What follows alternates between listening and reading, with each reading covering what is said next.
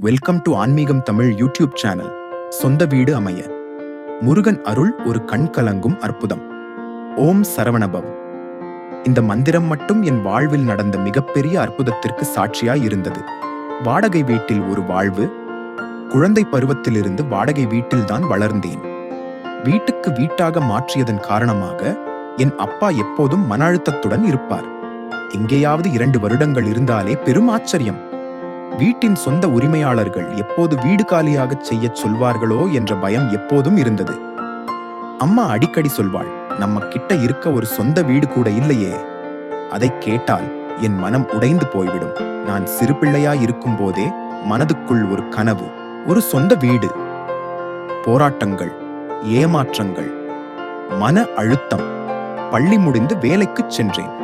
எதிலும் வெற்றி பெற்றாலும் வீட்டுக்கு போனால் மனம் கனக்குமே. எத்தனை வாடகை வீடுகளை மாற்றினோமோ, இப்போதாவது வீடு வாங்க முடியுமா என்று பார்த்தால் பணம் போதவில்லை. கடன் கேட்கப் போனாலும் பல தடைகள். வீடு விற்கும் இடங்களுக்கு போனால் விலை கேட்டு மனசு பதறும். என் சொந்த வீட்டு பயணம் எப்போது தொடங்கும் என்று நினைப்பேன். ஒரு நாள் கடைசி நம்பிக்கையாக திருத்தணி முருகன் கோவிலுக்கு சென்றேன்.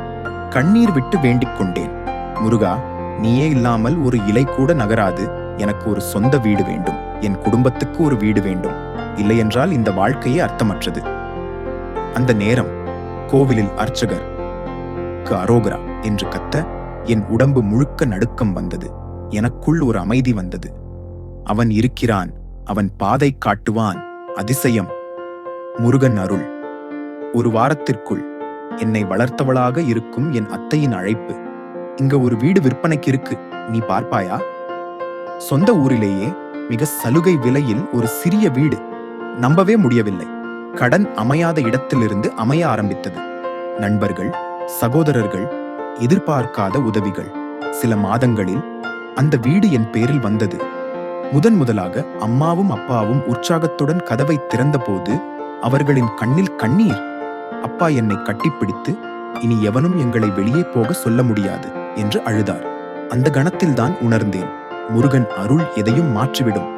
நம்பிக்கை, பக்தி, முயற்சி. இன்று அந்த வீட்டின் முன் நின்று வேல் முருகா என்று கூப்பிட்டால் அந்த ஒலி என் உள்ளத்துக்குள் ஒலிக்கிறது.